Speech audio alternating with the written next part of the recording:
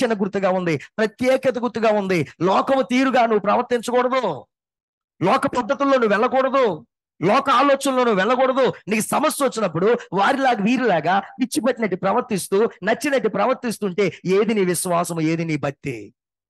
తలుపులు మూసుకొని ప్రార్థన చేయి, తలుపులు మూసుకొని దైవ శక్తి కోసం, సహాయం కోసం అడుగు.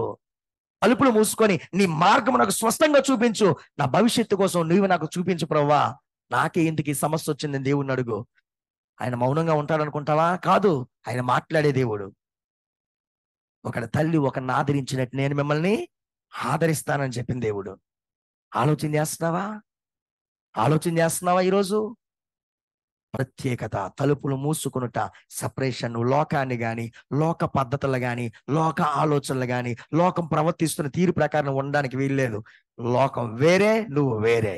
వారిలో నుండి దేవుడు నిన్ను, నన్ను ఏం చేశాడు? ప్రత్యేకపరిచాడు. తన వారిగా ఉండడానికి ప్రత్యేకపరిచాడు. కానీ మనం వాళ్ళతో సంబంధాలు మనకు అనవసరం.